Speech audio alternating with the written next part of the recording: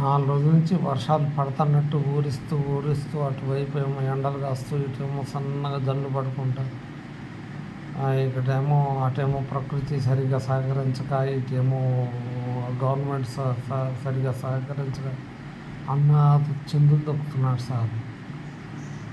ఇప్పుడు అన్నదాత పరిస్థితి ఎట్లా ఉందంటే ఒక పొలాల్లో ఒక 20 ఎకరాలు 10 ఎకరాలు పొలం ఉందనుకోండి, 4 బోర్లు ఉన్నాయనుకోండి, అది ఇక్కడి నుంచి పారాలంటే అక్కడి నుంచి పారాలంటే ఇటు వచ్చేసరికి ఎండిపోతుంది.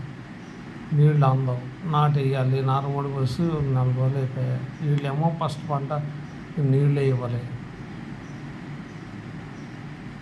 ఎవరికి ఫోన్ చేయాలి, ఎవరికి చెప్తే ఎవరు చేస్తారు? అసలు గవర్నమెంట్ జవాబుదారితనం ఏంటి ఏమీ తెలవట్లా.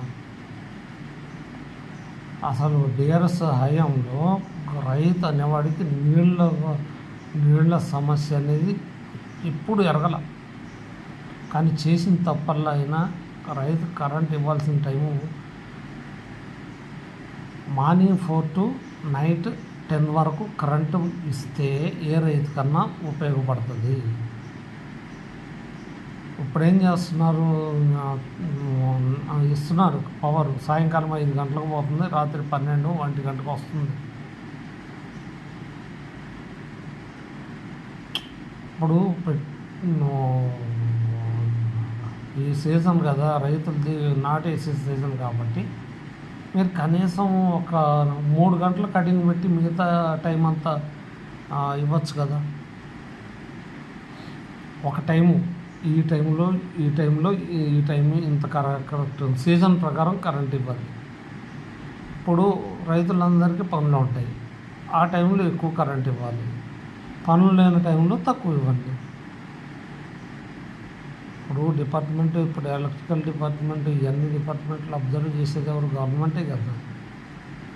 ఎప్పుడు ఏ టైంలో నీళ్ళు ఇవ్వాలో ఎట్లా అయితే చేస్తున్నామో కరెంటుది కూడా ఇప్పుడు ఏ టైంలో కరెంట్ ఇవ్వాలో ఆ టైంలో ఇచ్చేస్తే అందరికీ ఇబ్బందికరంగా ఉండదు, శుభ్రంగా నాట్లు పడతాయి.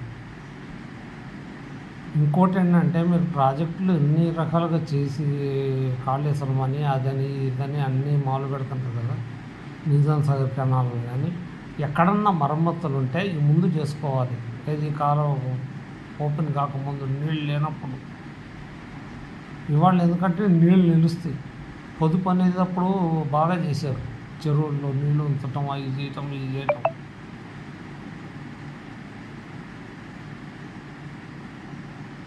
ఇప్పుడు